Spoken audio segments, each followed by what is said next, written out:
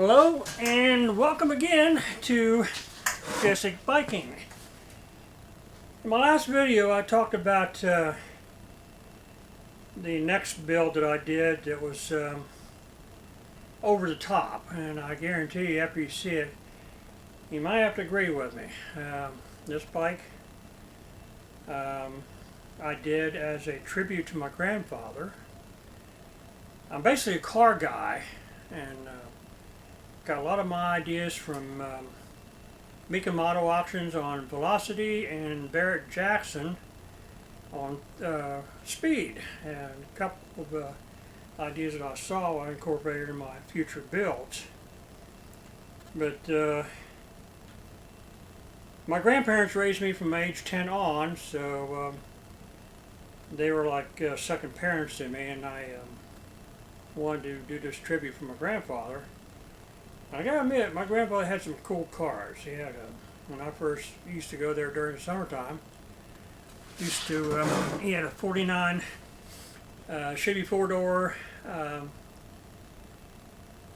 sedan, and he traded that on a 55 Chevy Bel Air. And that's what this bike is modeled after. He also had a 61 Chevy that was white with red trim, and I liked that one too. That was a pretty cool one. But this bike is much built on somewhat the same principle as my Roadmaster, and as far as I incorporate a lot of the ideas of joining the two bodies together. This here is a 20-inch frame and a 20-inch frame, where the other one was a 20-inch frame front and a 26-inch frame rear. But this one here is a combination of a Recumbent and a cruiser.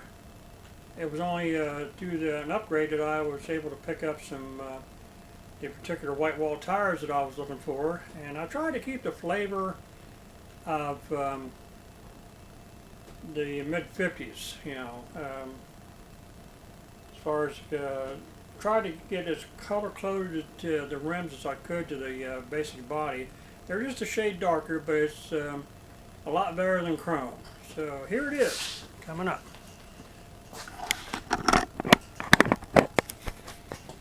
This here it is. I built this in 2011. It's a combination Recumbent, a cruiser, and it's built on the stance of a folder.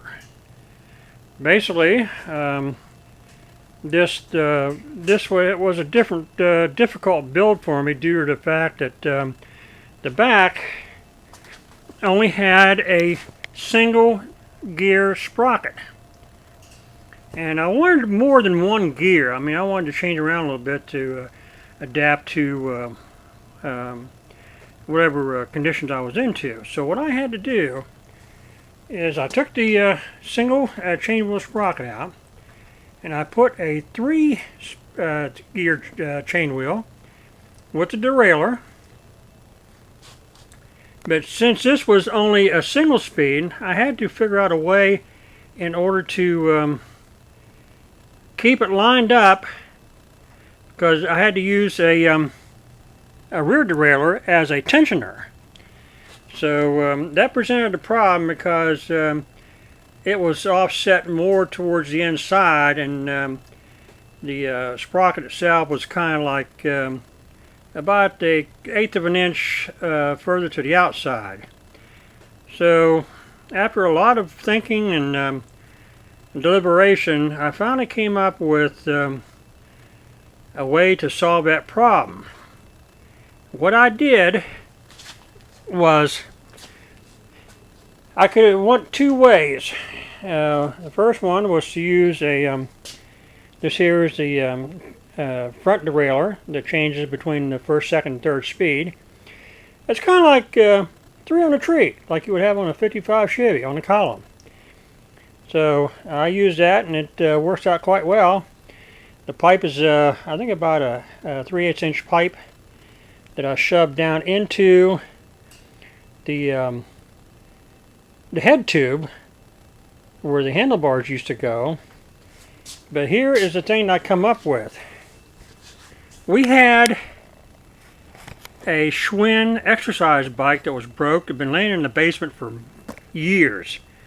So what I did, in order to have to do away with the idea of having to use something like this, which was stuck out far enough over I could be hitting it up there and get myself out of sync with the chain.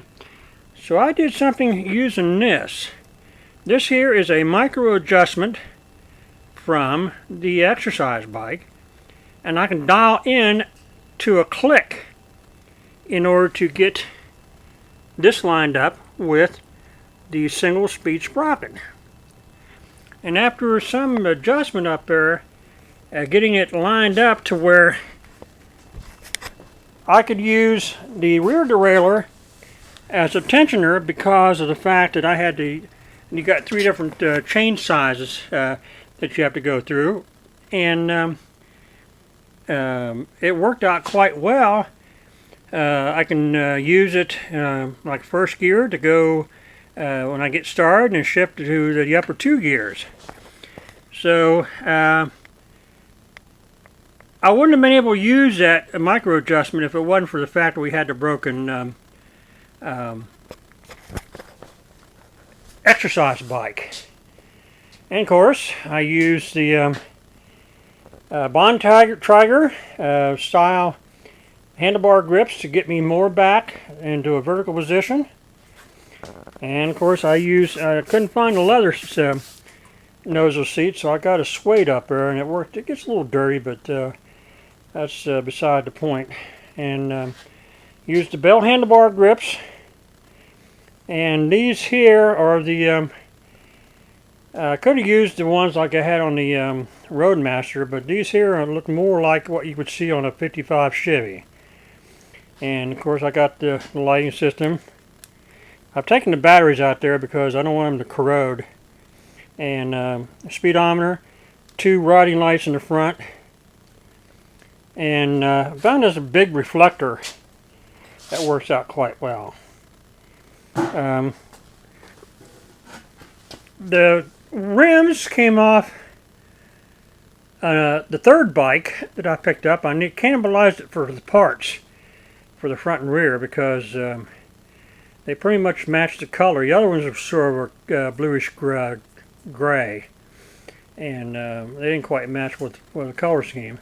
And of course, I used the bow tie that I got down at Advanced Auto Parts and colored in blue, very much similar to what you would see on a bow tie back in the 50s. And blue was the base color, along with chrome that I painted on there to match the chrome stripe on the front fender of a 55 Chevy. Again, I incorporated the ever so trusty muffler clamps and a piece of metal to keep the 2 bodies together. And also, too, in the back, I was able to acquire another bracket for a child's training wheel. And of course, I got the fenders that are designed for 26-inch, but I was able to incorporate them in this particular build. And also, too, the chrome stripping that you would find behind the front door, if it's a 2-door, along with the chrome that goes all the way back to the back on the fender of a car, and then the chrome and the white going down to the bumper.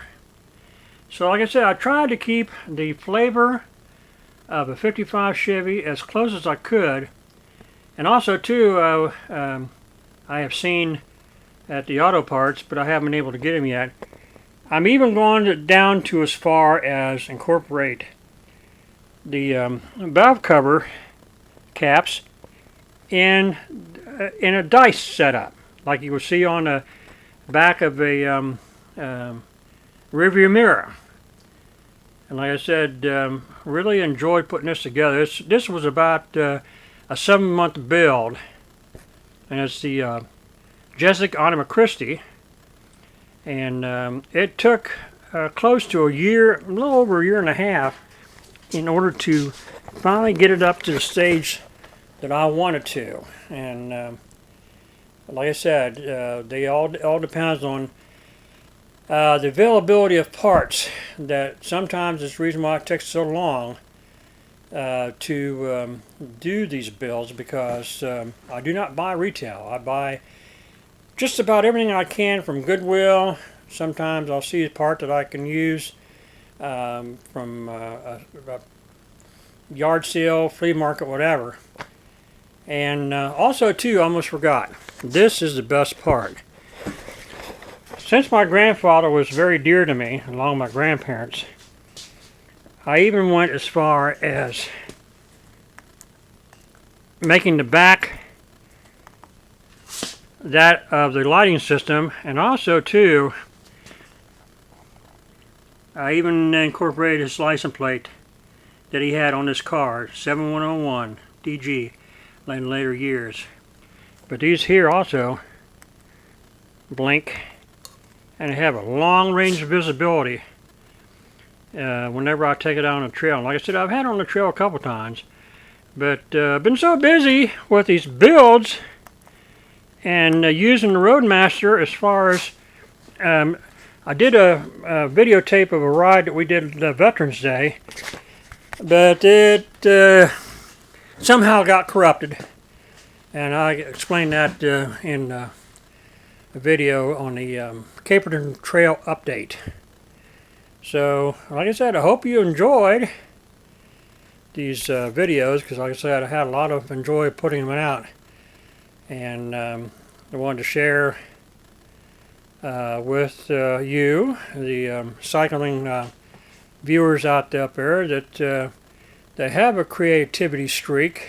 Go to Goodwill, go to Salvation Army, wherever you can find a used bike, and do it as economically as you possibly can. And you'll also find that the cost of cycling doesn't have to be as steep as it would if it was retail.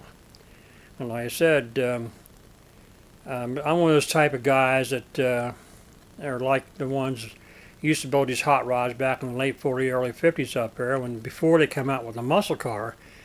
They had to build their own hot rods, swapping parts wherever, trying to get all different kind of parts just to put together cars so they can enjoy driving. Well, I'm going to do the same way.